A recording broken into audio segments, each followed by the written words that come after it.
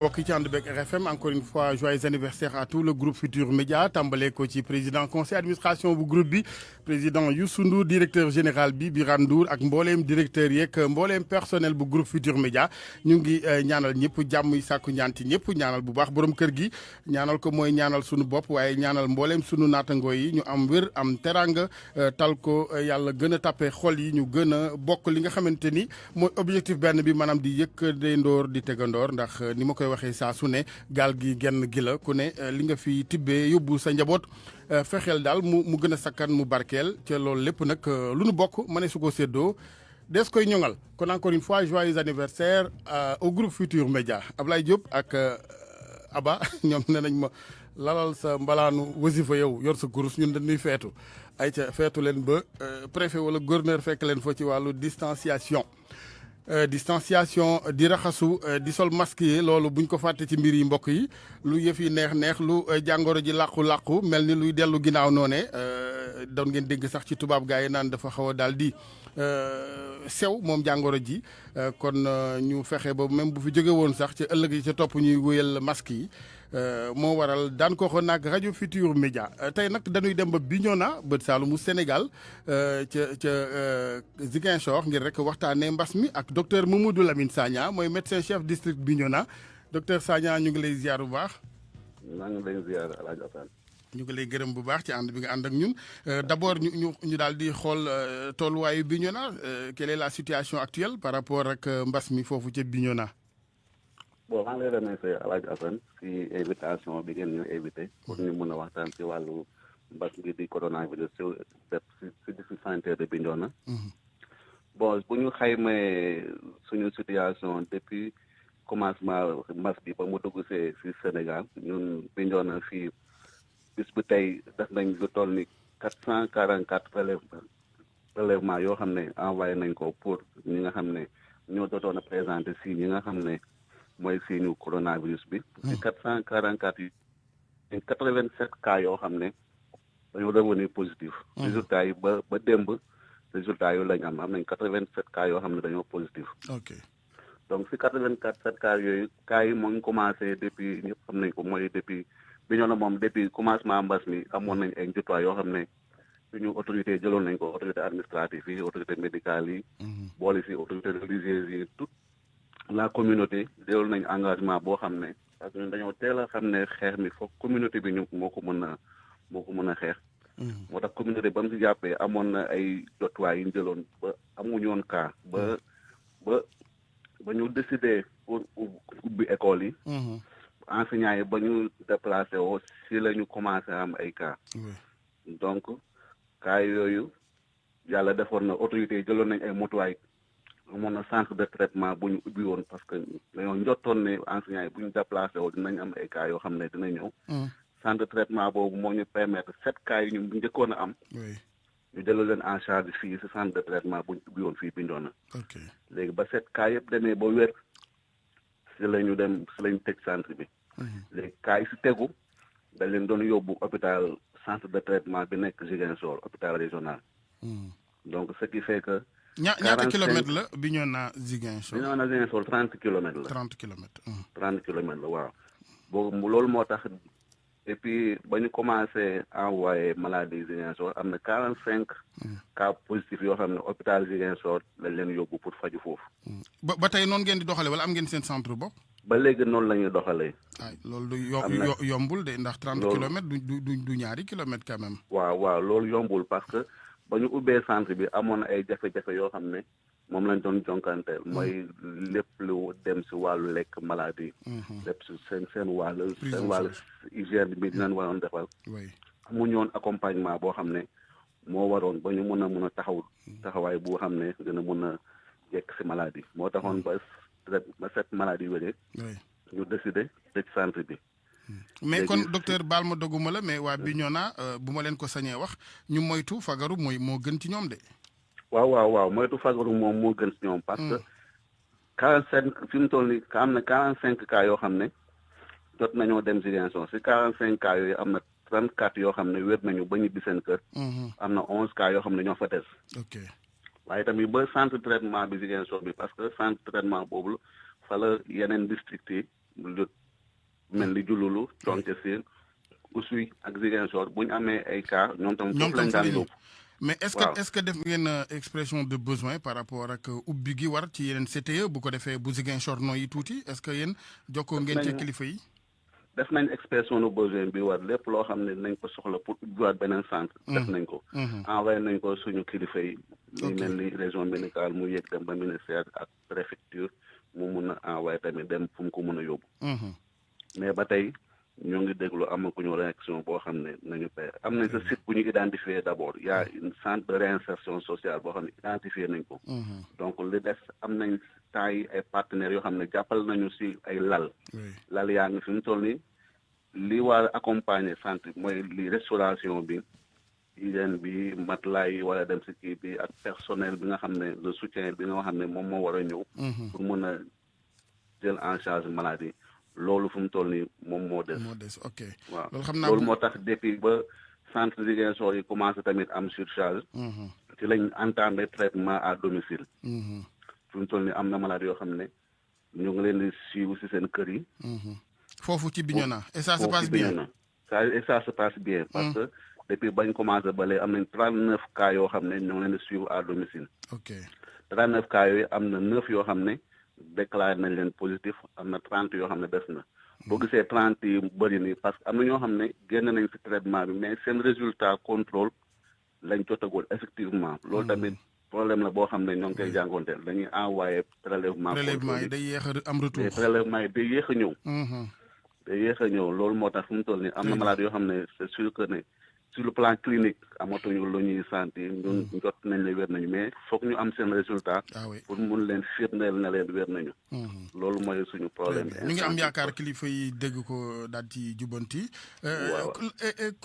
taxawaayu askan wi maintenant seen comportement par rapport ak fagaru gi est-ce que ñu ngi def li leen war ci raxasu yi masque yi ak distanciation physique bon taxawaayu askan bi comme niñ ko constaté ci niveau national bi yëpp loolu ma fi am ñun moom depuis commencement bi moom askan bi jàppoon na ci feebar bi boo doon dem dëkk boo doon musa dugg Bignona askan bi population bi jeunesse bi ñoo daan taxaw ci buntu dëkk bi teg fa dispositif lavage des mains ba nga xam ne mënoo dugg ci benn dëkk Bignona village nu moo reculer mënoo dugg ci benn village boo xam ne doo fa dugg te raxasoo parce que loolu li ñu ko may mooy dañoo amoon ay comité de veille villageoise yoo xam ne ñun amoon nañ ko bu yàgg dañ ko redynamiser ci mbas ba mu ñëwee dëkk yi nga xam ne amuñu ko woon ñu daal dafay def lu mel noonu. bu ko defee villageois yi autorités yi décideurs yi. ñoo regroupé autour du chef de village ak infirmier chef de poste bi. ak agent communautaire yi ñu bokk benn kuréel boo xam ne ñun ñëpp dañuy xeex. ok léegi du fi dugg te raxasuwul te jëlul ay te solul maskom. te képp koo xam ne tamit jotu nañ ne da nga am signe yu mel noonu ñoom ñoo lay déclaré. pour nga dem kër docteur wala ñoom ñu signalé la ñun ñu déplacé wu ñëw xool lan moo la jot. mais depuis ba mesure allègement yi ñëwee. de gars yi relâchement dafa am daal. relâchement bi dafa am. donc il faut une remobilisation loolu aussi. waaw fi mu toll nii ñoo ngi def remobilisation à travers les autorités administratives.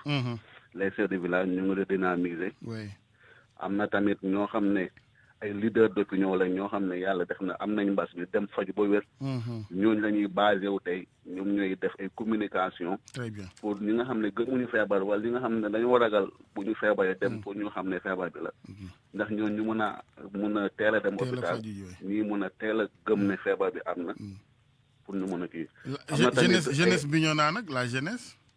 waaw jeunesse bi tamit ba tey jeunesse bi am na bàyyeeku boo xam ne bàyyeeku nañ ko. loolu moom seetlu nañ ko si wàllu raxasu bi parce que raxasu bi demeetewul noonu. port de masque bi demeetul loolu. ñoom jiituwuñ ci xeex bi ñoom jiituwuñ ci. ñoom ñoo si jiitu woon waaye depuis relâchement bi depuis ba allègement mesures yi ñëwee. daanaka dañoo bàyyeeku parce que temps yooyu moom enseignants yi croix rouge ñi nga xam ne élèves yi ñoom ñoo doon def liggéey boobu communauté bi. très bien kon xam naa daal il faut ñu dekkilaat yëf yi quoi ñu xam ne yëf yi kenn dekkilaat fi mu toll nii sax am na association boo xam ne Déclic lañ ko tuddee boo xam ne UNICEF moo leen di jàppale. très bien ñu ngi redynamiser dem nañ si gox yi bëri formé nañ jeunes yi. ok acteurs communautaires yi nga xam ne ñoom ñoo war a porter volontaire dem si population bi pour jéem a soññi leen. ñu gën a farluwaat si mesure barrières yi. c'est important te loolu moom am nañ si yaakaar incha allah. incha allah jërëjëf docteur Sagna RFM mu ngi lay gërëm bu baax di la sant. merci beaucoup El Hadj Assane. jërëjëf Mamadou Lamine Sagna la ñu àndaloon mbokk yi mooy médecin chef district bu Bignona ñu koy gërëm bu baax di ko sant ci loolee mën a yeggee ne ay xibaar waaye it gis-gis ci li mën a indi ak tan ci xeex bi ñeel jàngoro coronavirus lu koy war a mën a gën a oyofal Ziguinchor oyofal ko Bignona mooy ubbi teg centre traitement beneen ginnaaw maladie bu ko defee yóbbu gi ba fanweeri kilomètre wutali Ziguinchor xëy na rawale gi wàcc leen loolu lépp ay waxtaan la rek ngir indi ci ay jubbante ki saafara ñuy gërëm bu baax suñu naatangoo Lamine Ba ca Ziguinchor mi yombal jokkoo beeg docteur Mamadou Lamine Sagna naatangoo beneen ca Kaffrine Oumar Ndiaye Oumar maa ngi lay ziar bu baax. maa ngi lay ziare El Hadj Assane. Ndiaye naka waa Ndukumaan yëpp. waaw Ndukumaan xam nga rek di bëri taw rek xanaa di ak ndox mi rek. bëri taw de sant la moom. waaw xam naa bu weesoo yàqu-yàqu yeeg jafe-jafe yi dem ak dikk bi. waaw xam naa ndox mi xëy na bu góob mi ñëwee ñu fàtte loolu lépp. waaw xéewal la ci baykat yi. jërëjëf Omar lan mooy tolluwaay li ñeel mbas mi ci Kaffrine. waaw xam nga El Hadj bi mbas mi dooree ba léegi fii ci diwaanu Kaffrine jàppal ne fukk ak ñeenti malade lañ ci jot a amagum ci fukk ak ñeenti sax am na ñaar ñoo xam ne fukk ak ñaari jot nañoo wér kang ba dellu si seen kër. kenn kan nag kenn rek kot moom lañ am fi nekk nii koo xam ne daal mi ngi ci bërëb bi ñuy traité li nga xam ne tamit ñoom ñooy faju ak kenn koo xam ne ñàkk na bakkanam ci nekk ci benn département ci diwaan bi waaye kenn ki nga xam ne tamit ci biir fukk ak ñeent yooyu li ci gënoon a xaw a doy waar sax ñu xawoon ci am ak njàqare ci gannaaw mooy ab tout tànk boo xam ne jotoon na am fukki weer ak juróom benn bu bokkoon ci ñi nga xam ne jotoon nañu am feebar bi di coronavirus mais suñu borom def na ci as baax a baax xewal ba jamono ji dellu na seen kër mais ci tolluwaay bi tamit li nga xam ne moom lañ seetlu ci yenn barab yi ni ko nemmee ko ci diwaan yu bëri ci Sénégal noonu la mel tamit fii ci diwaanu Ndukumaan ak li ko wër daanaka takku masque mi naam suñ ko defee rek dañuy dem dugg ci marché lu ci bëri rawatina jigéen ñi buñ ca jógee ci yenn xew yeeg grand place yeeg tontine yi ba léegi ak yenn xew yi ba léegi mi ngi fiy wéy di am xew yaa ngi am ba léegi mi ngi wéy di am xew yeeg yenn tëj yi nga xam ne sax ba léegi ndaje ma ngi fay faral di gën fës baax a baax waaye tamit li nga xam ne mooy ci yenn mesure boo xoolee daal fi nga xam ne moom lañ seetlu daal fi ci diwaan Ndukumaan li ko wër mag ñi daal moom respecté nañ takku masque waaye ndaw ñi moom tout temps ki moom daanaka boo xoolee takku masque bi daal ñàkkam pexe lañ ko wala bu ñu ko takkee sax takk der moo tax ñu takk masque mu di loo xam ne tamit lu ñuy faral donc di nemeeku la dem na ba si bërëbu yenn liggéeykaay yi nga xam ne sax ay ndaw ñoo fay gën a fës takku masque mi daanaka respecté wuñ ko nañ ko war a defee wala buñ koy wàccee dañ koy takk ci sikkin bi yor ko buñ gisee takk day yëkkati ko waat ca bakkan ba mu di loo xam ne tamit vraiment malgré tout ça sensibilisation am na ci wàllu ñaaxe gi les relais communautaires est-ce que ñu ngi wax ak ñoom waaw ñaax gi am na ndaxte bépp di mboo njaay rek ki nga xam ne moom moo di docteur Ndeye Mbacké Kane mi jiite nekk médecin chef district sanitaire bu Kaffrine jot na am ànd ak ñi ñuy wax ay pères éducateurs ñi nga xam ne ay ndaw lañ jot a mobiliser lu tollook ndaw yu takk par macha allah. yi génne lu tollook ñaar téeméeri masque daal di koy wasaare ci dëkk bi rawatina nag barab bi nga xam ne fa la ñu tabaxee hôpital bu yees bu mag bi nga xam ne mi ngi en cours hôpital boobu fi nekk nii jàppal ne lu tollook ñaari junni liggéeykat ñaar téeméer liggéeykat ñoo nga fa ñoo ñëpp ñu jox la jot leen jox ay masque parce que ñun tamit daanaka dañuy di fàtte boo xool ne nañ ci sànc yi te pourtant sànc yi fa la mbooloo yi daje war a delluwaat encore ci kër yi loolu tamit jéego boo xam ne docteur Ndeye Mbacké Kane def na ko dem fekk lañ ci seen barab jébbal leen masque yooyu tamit gën leen a ñaax tamit ñu gën a jël mesures yi nga xam ne tamit moom la aajo ngir fàggandiku ci feebaru bi nga xam ne mooy coronavirus. am na solo donte ñuy ñaan rek xëy na tolluwaay lii mu bañ a wees foofee ndax macha allah je touche du bois lim bi demee guni foofu. waaw xam naa moo tax sax njeexite yu ñuy ragal ci wàllu comportement nit ñi amaguñu ko fa. waaw njeexite li demeegul noonu waaye nag ci ndimbal suñu borom. tamit mi ngi ci ndaxte matukaay yëpp nañ ko waxante rek mate yu fi. ama yu fi mesures yi nga xam ne jëlee nañ ko ci ndorteelu boo xoolee Kaffrine boo daan dugg da nga gis waa Croix-Rouge ci à l'entrée de Kaffrine boo jugee Kaolack ñoo ngi fa nekk mais jamono ji nekkatuñ fa nga jugee Nganda nga xam ne dafa frontière ak beneen réew boo xam ne donc mi ngi ci sunu gox yenn mesures yi nga xam ne it moo fa war a am dara amu ca donc neex ak tame bu yaraax la fu neex waay duggee moom moo fi nekk naka noonu tamit gox yu bëri yoo xam ne tamit digaloo yi xam ne dañoo digaloo ak Kaffrine bu njëkk mesures yi amoon na waaye daal fi nekk daal wàññeeku na li nga ko waxee rek daanaka ndimbal sunu borom daal moo ñu dimbale ba nga xam ne fi nekk nii yëf yi jégeegul dayoo ba weesu loxo. très bien yàlla na ndimbal li sax ci waa Sénégal yëpp jërëjëf Oumar Ndiaye. El Hadj ñu ngi lay ziar ñu ngi lay gërëm bu baax di la sant di ziar waa Kaffrine yëpp. 9h ci rajo Futur Média 9h bu tegal benn minute d'ailleurs ci kanam tuuti ñu daal di ubbi antenne bi ak yéen mbokk yi ci 88 628 14 14 ngir xool rek nees mën a gën a góorgóorloo ci geste barrière yi yombul nag ñu ngi masawu ñëpp parce que juróom-benn di weer mbas mi gan gi dafa tëw a ñibbi rek waaye yombul mais ñu fexe rek gën a yokk jéego yi ndax daanaka daal li des bareetul waaw am nañ ci yaakaar bu ñu gënee góorgóorlu rek incha allah ni ñu koy waxee rek rappeurs yi seen contenu woy yi dafay am solo lool macha allah message yooyu di ñaan mu tàbbi ci noppi ñiy dégg 88 628 14 14 asalaamaaleykum. waaleykum salaam wa rahmatulah El Hadj Assane Gueye maa ngi lay nuyu baax di la ziar. ñu ngi delloo ziar bu baax kooku. El Hadj Kébé la. dëkk Nguer Mandax commune de Diokounda ba foofu ci Ndoukoumane. jërëjëf Kébé ñu ngi ziar bu baax. di nuyu journaliste boobu bi daanaka muy Omar Ndiaye. mu nekk koo xam ne ku disponible la vraiment. dëgg la jàmbaar la. moom xamante ni wax dëgg non jàmbaar la ci liggéey nag ci conditions yu métti ku nekk xam na ne Saloum dem baak dikk ba dafa xaw a métti. des fois ñu wala programme ci contexte yoo xam ne dafay métti pour nga def déplacement yi mais da koy assumer daf ñëw def programme bi ni mu ko waree. ndeysaan ni mu ko gën a rafetee. jërëjëf. wax dëgg yàlla sunu sat la ñu ngi koy gërëm bu baax ñun waa Ndoukoumane yëpp. merci beaucoup. di ko wax ne El Hadj Kébé. dëkk Nguer Mandax commune de Diokounda moo koy sargal bu baax ci liggéeyam bu rafet. très bien. wax dëgg yàlla ñu koy kontaanee. bu ñu jógee foofu yokk njàmbaar sant bu baax di la gërëm yow tamit. jërëjëf Kébé. di gërëm waa RFM di gërëm personnel bi nga seqal liggéey bi yëpp. merci beaucoup. waaye di rafetlu vraiment liggéey bi nga xam ne waa ministère de santé ñu ngi koy def. di beral nuyoo suñu médecins yi nga xam ne toujours ñu ngi concentré wu ci wér-gu-yaramu askan bi. gis nañ wax dëgg yàlla fan yi résultat bi ñuy def macha allah. ñu ngi leen ay déggee bu baax man nag damay proposé benn affaire ëllëg bu ministère comme bu remaniement ministère bi am ci wàllu changement ministre bu jiite wàllu. santé bi waxuma nag ne nañ ko fi jëlee waaye ëllëg buy am laa wax nañu jël ci biir médecins yi koo xam te ne mooy jiite wàllu santé bi maanaam mu nekk ministre boo xam ne ci biir médecins yi la ñuy fekk ministre bu jiite santé bi waaw man loolu laay proposé damay proposé rek ëllëg waaw waaw jërëjëf El Hadj El Hadj Assane tey nga xam ne moo nekk directeur RFM El Hadj journaliste la xam secteur journal bi ni muy demee xam lépp parce que lu nekk ci ko macc ko xam kenn ku nekk secteur ba mu nekk ña koy dund ñoo xam carrément réalité yi fay ak et puis ñooy gën a placé wu pour yor la du dëgg. merci beaucoup. merci yooyu daal laa doon proposé ginnaaw loolu nag El Hadj Assane fi may daanale mooy. oui. violence bi nga xam ne ñu ngi koy nemmeeku ci diggante takk der ak askan bi vidéo yi daw ci internet bi am na benn boy boo xam ne fan yi ñu ngi ko torturé ci biir bitigam ñu war koo fayloo lempo vidéo boobu ñu ngi koy gis mu nekk loo xam ne. bu boy bi expliqué sa yaram day daw même boo bokkul ak moom dara da ngay xam ne lii dafa metti ci mu nekk règlement de compte boo xam ne daaw ñëwoon nañ di ko fayloo lempo mu jëlee fa ay méttit yu bari ñu torturé ko foofu ren ñu ñëwaat fa tëj bitigam tëjaale ko ci biir di ko dóor yoo xam ne ci kanamu doomam vraiment rafetul quoi ci dëkk boo xam ne dañ la réewu triangle du dëgg yooyu nañ koy invité ak suñu activité yi nga xam ne ñu ngi leen di dóor toujours à chaque fois daal war nañ xamal ne ci biir askan bi lañ bokk. El Hadj fi mu ne de jël nga sa yoonu bopp de yaa ngi dem rek geste barrière yi laay waxtaanee de man ah. dama seetaan vidéo boobu mu nekk lu nekk ci xol wax dëgg yàlla fekk la place dëgg la am na mën naa ñàkk daal wax dëgg yàlla parce que lu ne mën nga ko jël ci léegi ba mu des dóor te amul benn kii naka la boo xam tactidaire boo xam ne bañ lay formé nañ la pour nga jàpp askan bi di dóor waaw dañ leen fal pour ñu aar suñu secret ñun ñu aar ñu waaye fal ñu leen aussi pour ñu la ñuy jël di ñu toroxal comme ça c'est pas comme ça aussi El Hadj Assane dëgg la jërëjëf El Hadj 88 628 14 14 RFM rajo Futur Média asalaamaaleykum.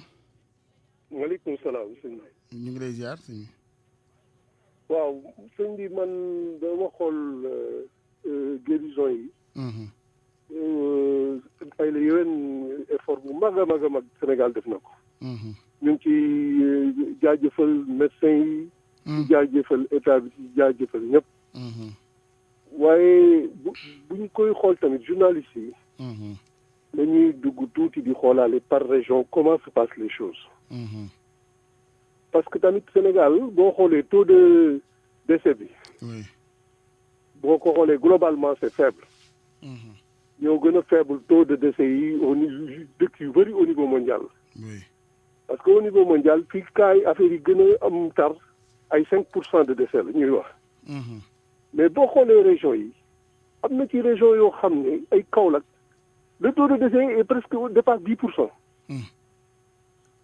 nga xool Ziguinchor ça dépasse 10%. c'est vrai que bu ñu waxee par région dañuy stigmatiser loolu la ñu doon wax. mais day cacher aussi beneen réalité interne boo xam ne journalistes yi war nañ koy génnee. dëgg la te loolu dafay wane insuffisance plateau technique bi dans les régions.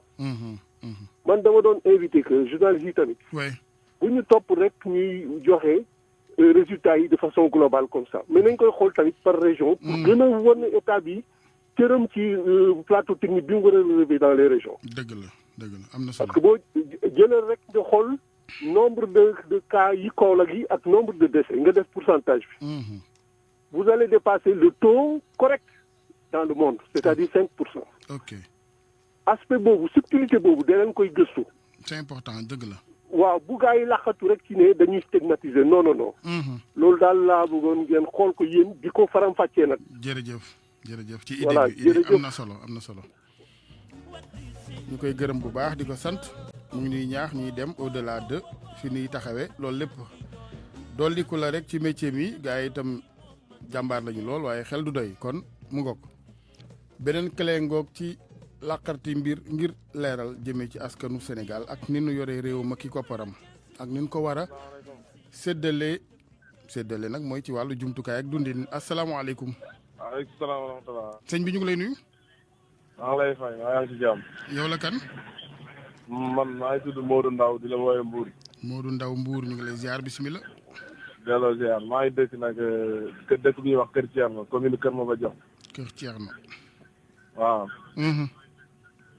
hélas ñun maanaam gars yi di woote di jàmbar yoon ni moom yaakaar naa ñun rek la ñuy waxal quoi chaque jour ku ci wax ñun ngay dimbali. hélas ñun ñoo yor commune boo xam ne nii mën naa wax 59 villages la ëmb. nekk frontière Gambie mais hélas ñun amuñu sax 1 mètre goudron laa la wax ci commune boobu. man dëkk bi ma dëkk maag benn dëkk ñoo deen bi ñuy wax Njaañ Waalo ñun dëkk yooyu ñaari dëkk yi rek xoolal ñoom ñaar rek commune la. ok allo dafa mel ni Modou Ndaw dafa rocceeku moom it wàllu tali la doon jàmbat ca Kër Thierno ñoo nga fare que toftalo Gambie ñu ne commune bu yaatu bu juróom fukk ak juróom-ñeenti village yu amul tali kooku it war nañ leen caa taxaw 88 628 14 14.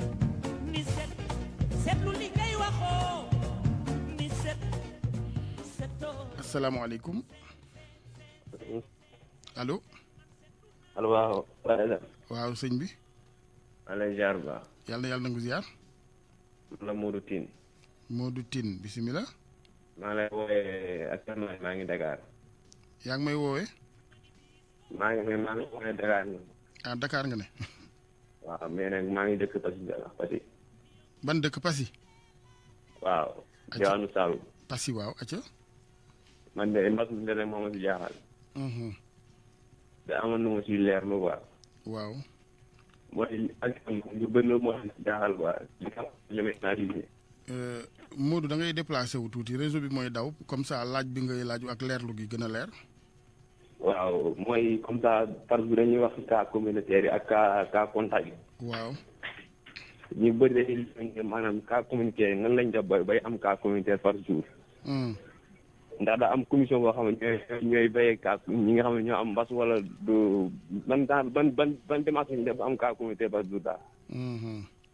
man daal loolu moom mooy loolu lay leer ci ñu bëri daal moo leen di war. xam nga luy cas communautaire. waaw xam naa luy cas communautaire quoi mais nan lañ def ba bay am cas communautaire par jour quoi ndax da am ñi nga xam ne ñooy surveiller population bi wala. waaw dañ koy natt xool boo ñëwee dañuy xool yow ndax da ngaa bokkoon ci ñi jëflanteeg ku amee jàngoro ji xam nga ñu ñu tuddee cas contact mooy damay joxe misaal kenn am ko ci benn kër ñu daal di jël ñu dëkk ak moom wala ñoom jëflanteel ñooñu xam nañ ni ay cas contact lañu waaye cas communautaire bi mooy ki nu xamul fu mu ko jëlee xam nga loolu moo tax loolu mooy difficulté bi ki nu xamul fu mu ko jëlee kooku da nga ñëw rek dolli ko ci ñi mel ni moom maanaam ñoom ñëpp xamuñu fu nu ko jëlee ñoom. waaw moo tax jeex gi du yomb.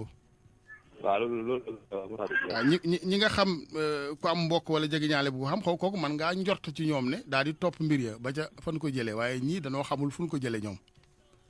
waaw loolu la waaw. voilà maa ngi jërëjëf Modou moo tax ñuy wax ñu sol masque yi ndax comme xamuñu fu ñu koy jëlee léeg-léeg di sol masque yi di moytu dajaloo yi di dandante dafa loolu rek moo mën a wàññi cas communautaire yi lu ko mooy dafay gën a continuer rek mardi yims asalaamaaleykum. allo. waaw sëñ bi. Alaaji Assane. waaw. sa xarit Serigne Mbacke Ndiaye. sama xarit sama soppe maa ngi lay ziar Ndiaye. waaye maa ngi lay delloo ziar di la ñaanal El Hadj. jërëjëf ñu Sénégal yëpp di defee. ñu bokk lépp monsieur le ministre. di def rek benn seede bu njëkk. mooy xam nga lu ñu wax rek ci ndaw ñi lañ koy delloo te xëy na sax dëgg la. waaye nangu it ni ñi ngi def effort bu baax a baax a baax. dëgg la. il est vrai que am na lu def mais bu ñu bàyyi parce que man personne damay jël sama exemple sama cas. foo mu fekk damay jël ay masque yu bëri dugal sama oto. léeg-léeg damay daw ba ma gis ay xale ma taxaw ne tooñ leen gars yi gisuma seen masque yi mi ngi ma génne jox leen. ñëpp takk. léeg-léeg ma romb kenn masque bi wàcc ma ne sa waay wàcceel yéegalal mu yéegal. kon lépp ci biir sensibilisation bi. dëgg la je pense que ci la nekk te bu kenn xeeb sa bopp. ñëpp wàcc seen parce que nit ku nekk ni ngay waxee ak moom rek ci la lay tontoo. dëgg la dëgg la. donc loolu vraiment gis naa ni ñu ci def effort bu baax bi ci def. kii damay waxtaan ak suma benn xarit boo nga xam ni yàlla dafa dogal États-Unis la nekk Sénégalais la nag. bu ngi liggéey ca American Airlines. mu yónnee ma ay audio yoo nga xam dinaa la ko yónnee yow. ndax compagnie ba ñuy liggéey. au moins lu ma juróom-ñeenti nationalité africaine ña nga fa. ñoom ñuy rafetlu liggéey bi ñu gis ni Sénégal ñu ngi koy liggéey ci xeexu mbas bi. ok benn exemple bi ñu ci joxe te yónni lañ ma ay documents dinaa la ko yónnee dinaa ko yónnee kilifa yi. ñu wax ni ñoom seeni dëkk am na ñaari dëkk wala ñett dama leen bañ a tudd. yoo nga xam ne wax nañu ni boo tukkee ba ñëw te dëkk ci réew ma non seulement dañ lay confiner pendant 14 jours mais yow yaay génne 500 000 francs joxe ko. frais yañ lay hospitaliser pendant 14 jours yooyu yow yaa koy joxe. te lu mu mënti met nañu suñu dee egguñu foofu. donc loolu la ñu doon signaler ñoom di rafetlu liggéey bi nga xam am na. te nag dama jàpp ni li olof yi wax rek liggéey boo yemee ak toog jàmbar dootu gaaw. dëgg la de. bu dee ni bu nit defee lu noonu wax ko. waaw bu nit defee loo nga xam ne lu rafet la aussi nañ ko wax gën ko ci. waaw góor day yokk njàmbaar de. mu ngoog donc dinaa la yónnee audio yi nga xam lu firnde ju wér la lu mat juróom-ñeenti nationalité yoo xam sorewuñu seeni réew. ñu àndandoo de rafetlu liggéey bi ñu gis Sénégal. te joxe ci boobu firnde. dëgg la donc encore une fois maa ngi dellu sant ñëpp di gërëm ñëpp di ñaan nañu continuer rek nañu continuer lu métti nañu continuer. monsieur am naa yaakaar ci ne léegi mbir mi jeex. xam nga terrorisme intellectuel bi am ci réew yi moo tax kenn bëggatul gis lu baax wax ka. loolu. waaw ku ne foog nga ni yor saw doj di sànni mais nit ku ne war ngaa am ngoru boo gisee nen a ngi ba pare dem tëdd nelaw nag yow bu ci xool ku la mere bu ci leble bu ci fayeeku. man élève loolu nag kon nga xam nga ni sunu personnel médical bi ay jàmbaar lañu ku ko wax it ku la ca mere affaire am la. dafa am lu sëñ Mor wax keroog stage Mor Thiam. di wax ni nit lu mu bëgg da koy dagganal. xam nga ñi ne naan mbas mi amul. oui. ñoo la gën a xam ne am na. bien sûr. waaye bëgg nañu génn di doxi parce que buñ la nekkee dafa am mbas mi nga daw. boo ko nuyu doo ko jege kon xam nga ne am na. dëgg la mais ku nekk la mu bëgg da koy bëgg ko ci fekk. am liberté ba tax na nga dégg ku naan la mbas mi amul te moo la gën a xam ne mbas mi am. li nga wax ne El Hadj bari ci démb. dama am benn xale boo nga xam policier la dama ko romb ci booru Escort ba la liberté. ma gis façon bi muy liggéeyee sérieux bi rigueur bi. mais surtout ak courtoisie. ma gis léeg-léeg nit def lu loolu sax day ñëw ba ci yow waxtaan ak yow ree daal di tàppate la bàyyi la nga dem. mais dama ko bind ci réseaux sociaux yi. waaw. encouragé ko je pense que li nga wax loolu la nit bu defee lu baax nañ ko wax. comme bu keneen defee leneen ñu wax ko def lu baax aussi nañ ko wax. dëgg la am na solo encore une fois looloo tax nag Sénégal yëpp naan Alaaji Assane parce que liggéey bi rafet na. jërëjëf Ndiaye dëgg yàlla ñu ngi lay gërëm di la sant bu baax a baax. yàlla kontaan di remercier nag suñu frère Boubacar Diarra ma lay jëcee. waaw naam jotuñu jaxasoo waaye gis naa taxawaay bi ñu ci am moom tamit vraiment maa ngi koy gërëm di ko nuyu bu baax a baax. jàmbaar la jërëjëf monsieur le ministre Serigne Mbacké Ndiaye ñu koy gërëm bu baax di ko sant noonu la réew de bu kenn xeeb sa bopp waaw ku ne canga war caa wax war caa dox bañ a tuutil sa bopp ci kanamu kenn nag magistrat woo président woo ministre woo sëriñoo xamal ni citoyen nga comme ñoom am ay droit laa wax waaye ay devoir it boo wàccoog say devoir say droit ku ca xoosas lëf nga sol sa daal dem dox fa nga ko war a doxee tribunal bi kenn moomu ko bu kenn toog naan justice amul ci réew mi am na justice il faut les mettre à l'épreuve liggéeyloo leen ndax seen xaalis la ñuy fayee ko ay magistrat ki avocat ku mën a doon même le ministre kon yéen a leen di mettre à l'épreuve di dem di fa yóbbu ay réclamation di yóbbu ay plainte waaye bu ngeen tëddee rek lemu nit ñi Ablaye dafa yomb trop jiite réew yu mel ni Afrique dafa yomb parce que opinion moo amul ñu taxaw xam seen i droit seen àq laa wax waaye seen devoir nag parce que nit ñi aussi souvent devoir ya dara lañ ca dul def ñu yëkkati jotaay gi Ablaye wala da nga yàkkamti anniversaire gi damay fàttali ne ndox amu fi ak cant lañ koy def ñun ci mbas la ñu ne kenn talul ay feetoo ki dajaloo asalaamualeykum. asalaamualeykum. 88 628 14 14 rajo RFM ñu waxtaanee mbas mi ak nees mooy def mu jóge fii ba ñu tal leneen ndax yàq na liggéey yu bari wax dëgg yàlla sénégalais yi ñooy ay gor rek waaye tey bu ñu ubbi woon micro bi ku ne wax say jafe-jafe ab rang lay doon asalaamualeykum. asalaamaaleykum. waaleykum salaam. dama bëggoon rek damay leptu dama bëggoon rek yokk benn information si ki la posé question léegi si. naka la ñuy xamee affaire cas communautaire yi cas communautaire yi. très bien. moom li mu bëgg xam dafa ni. naka la ñuy dafa am dispositif bu ñuy permettre ñuy dem nit ñi dem ba xam kan mooy cas communautaire. ñu bëgg liñ ko si mën a leeral mooy ni. oui. ñi ñuy wax cas communautaire dañuy feebar ñëw hôpital ñu testé leen. gis ne am nañu feebar bi. oui. ñu enquête leen xamuñ fu ñu ko jëlee. donc noonu lañ leen di xamee du dee am dispositif bi dem di wër di seet ay cas communautaire. ok dañuy feebar ba ñëw hôpital loolu nag moo tax mu gën a garaaw. parce que comme dañuy dem ba feebar door a ñëw. diggante boobu nag mën nañu wàllu ñu bëri. dëgg la.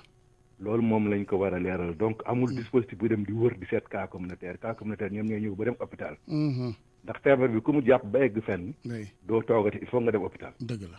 moo tax aussi ñoom bu ñu ñëwee dañuy feebar ba dañuy sonn. dañuy sonn donc te diggante bi nag daañu wàllu ñu bëri. oui malheureusement donc loolu rek laa bëggal yokkal ko si pour mu gën ko. macha allah jërëjëf yàlla fay la yiw am na solo boobu démarche waaw loolu mooy yéene bëgg a dooleel nit ki ak ñiy dégluwaale yëpp nga jël sax alal dugg ci serveur bi woote yàlla fay la 88 628 14 14 un dernier auditeur Abdoulaye.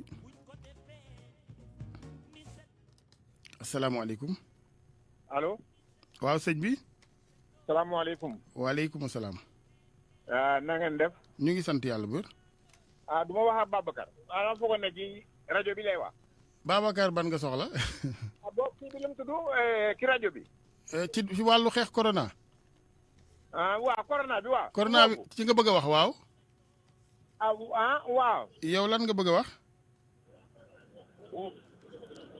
voilà foofu laa bëgg a wax. ca bisimilah. ma ne. gërëm naa leen torop. jërëjëf waay. gërëm naa leen sant leen. lu ngeen joxe information nit yi doomu aadama yëpp a kontaan ki yéen. alhamdulilah. maa ngi félicité Youssou Ndour ak groupe am yëpp. jërëjëf waay. pourquoi parce que Youssou Ndour dam koo xam depuis muy door. man am na 31 décembre boo xam ne. tam bu mu nekkee booru poste ba. bu tam bu kii bi nekkee booru poste ba. waaw. maa ngi Sandaga di jaay. am na yoo xam ne dañoo sëkk man maa sëkk ak gaañeem mi. kontaan naa lool ci ñoom. jërëjëf waay Youssou Ndour ki Sénégal su Sénégalais yëpp mel comme moom. kenn du am problème. dëgg la nit ku baax la. jërëjëf. nit ku baax la. nit ku amu caaxaan la. alalam dafa lew. jërëjëf dafa liggéey ci forom. parce que xam lu sax ma wax ko. xam naa débiyam. xam naa débiyam bu baax a baax. c'est un gosse qui a travaillé devant moi. ndeysaan. waaw jërëjëf kontaan naa lool ki moom. ku bëggee xam kan mooy c'est que bëgguma wax sama tur. waaw ku bëggee xam kii rek mu laajte comment s'appelle là encore benn waaj bu ko doon garder. waa sama xarit la. bu nekk Medina. ok. bu ko Kor Diouf. Dibakor Diouf. Kor Diouf waaw. voilà. na laaj Kor Diouf kii wax kuma. waa ji yor tamaam bi. Assane Thiam sama turando. d'accord. mais nag kontaan naa lool ki ñoom nag. jërëjëf waay. kontaan naa trop man daal fu ne nii. lépp lu ngeen def ci seen rajo bi kontaan naa ci gërëm naa leen sant naa leen. alhamdulilah jërëjëf. yàlla fay la jërëjëf waay. jërëjëf. da ngaa baax rek ku baax rek ngay wax mbaaxaayu doomu Adama. Ablaye jërëjëf xam nga tey 1er septembre mooy anniversaire u Sidath Thioune anniversaire u groupe bi mooy anniversaire u Sidath Thioune kooku macha allah Sidath wax dëgg yàlla dafa am kon cër ñaari yoon ci kër gi du rek animateur kon Sidath xaritu borom kër gi xaritu personnel bi xaritu auditeurs yi macha allah sama cousin yàlla defal la jàmm nga féete ko at yu bari Boubacar Kambel Dieng nekkatu fi waaye mooy matricule numéro 1 kër gi maanaam ci gàttal Kambel Dieng mooy tuuru kër gi yàlla def jàmm mbokk yi.